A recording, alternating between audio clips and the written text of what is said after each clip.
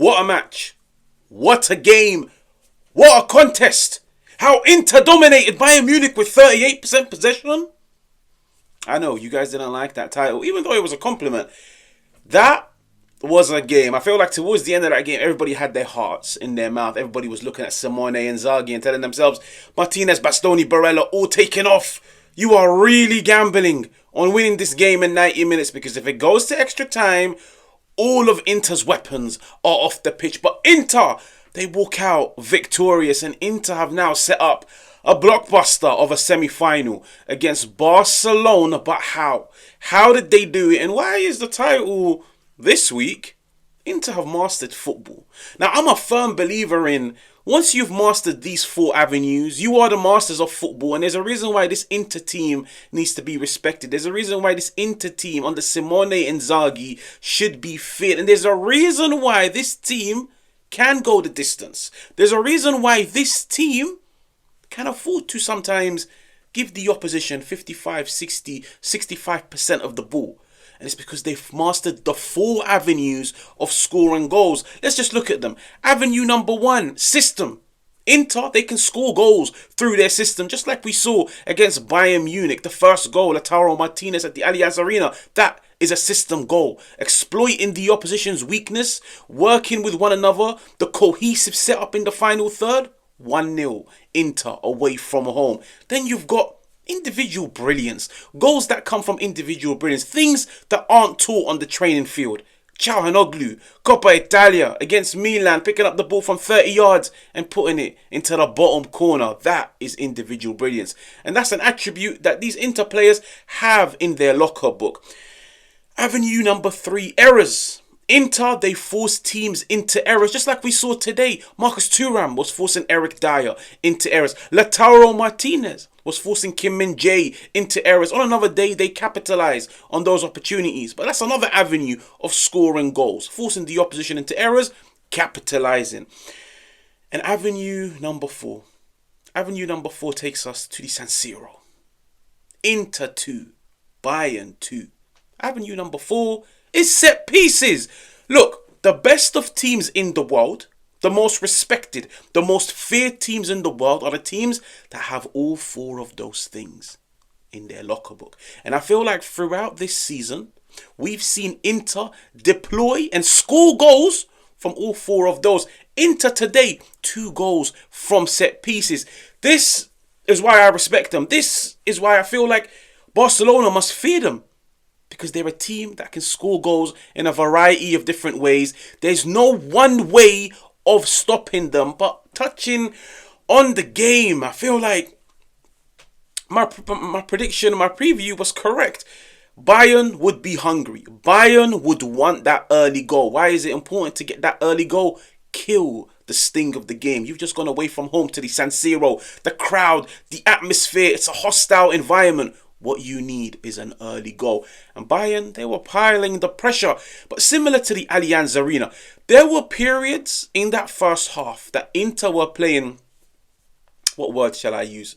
Sizzling football? Amazing football? Eye-catching football? Tremendous football? It's the thing I love about this Inter team. Is when they want to attack you, it's the give and goes, the 1-2s, the flicks around the corner. The fact that every single one of those players, they've got wing mirrors on the back of their heads. They just know, I know DeMarco is there. I know Marcus Thuram is there. I know Barella is there.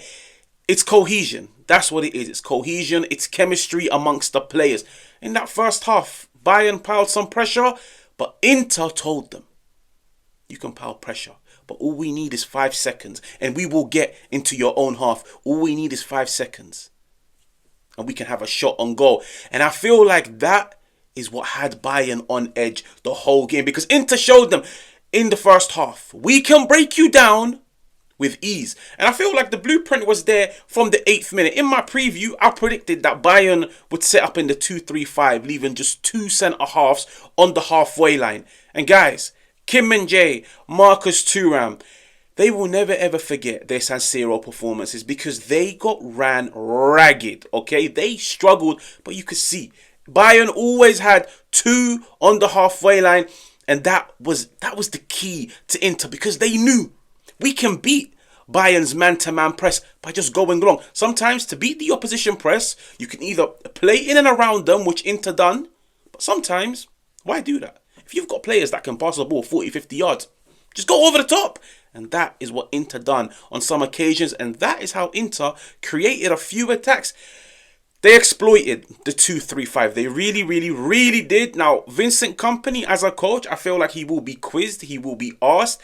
He will need to explain how you come up against a team that deploys a 2-striker system, yet you set up your team in a 2-3-5. But Inter, they got joy. And let's just say they created opportunities, but then the Harry Kane goal, it came out of nowhere. And I feel like it's what Bayern truly, truly, truly needed. I really look at DeMarco. As much as I was happy to see DeMarco back in terms of what he can offer Inter offensively, when you come up against arguably the best striker in the world, arguably the best finisher in the world, the most deadliest of number 9s in the opposition box, the one thing you have to do is close him down. When Harry Kane got the ball and he squared up DeMarco, even I feared for DeMarco, because I was like, if Harry Kane can get that half yard, if Harry Kane can get a yard, he will score. If anything, he will trouble Sommer. Where it was worrying and where it was disappointing, DeMarco was just watching him. And I'm thinking, cool, you don't want to engage because if you get it wrong, you give away a penalty. But what you need to do is close down the angle for a shot and show him on his weaker foot or force him to pass backwards. DeMarco, I feel like he was ball watching. Harry Kane gets the shot in, 1-0 Bayern Munich. But this, I'm going to dedicate a video to Lautaro Martinez, but this is when captains step up.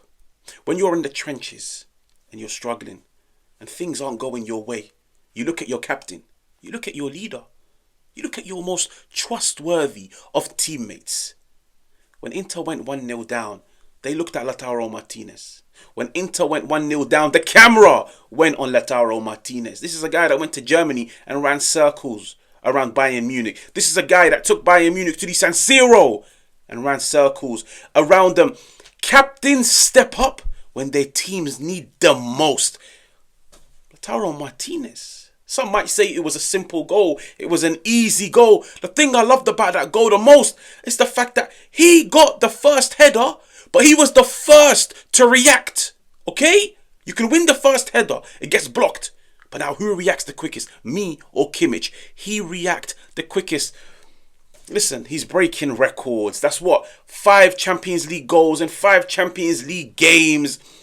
Lautaro Martinez. He is the captain for a reason. And I feel like he's having an amazing campaign, especially in the Champions League. But listen, captains, they step up in the big games. They step up in the most difficult of moments. They look at their teammates and they tell them, listen, lock in. We can win this game. And as a captain, as a goal scorer, as a striker, there's no better way of instilling confidence into your teammates than by putting the ball into the back of the net. Inter, they go 1-1. They have their cushion. But this is what the best of teams do. Football, for me, as much as people might say football is a mental game, as much as people might say football is a physical game, it's a technical game, it's tactics. Football, it's also a psychological game. It's very mental. And football, it's all about momentum. When you go 1-0 up, momentum is on your side. The players are full of confidence. The players are beginning to believe. The fans are on your side. When you equalize, momentum switches.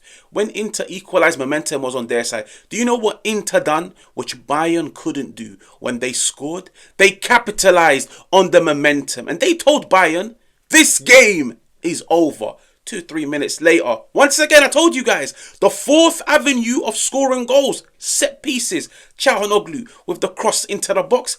Pavard, what a header.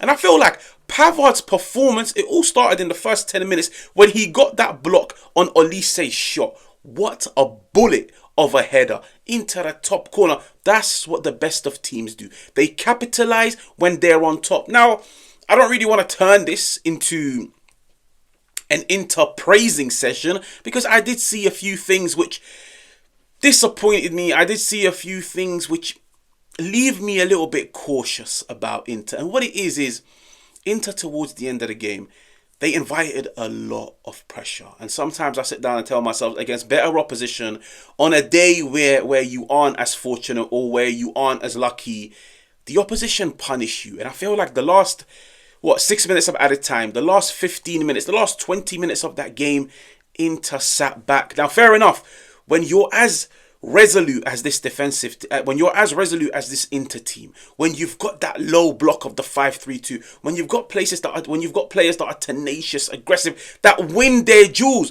where Inter stood out the most today, if they didn't win the first ball, they won the second ball. Winning the second balls in a game of football, it's so important. And I feel like it's something that gets brushed under the carpet. Inter were winning the second balls. But where the problem was, the last 15, 20 minutes, Inter, they were getting tired. Fatigue was kicking in.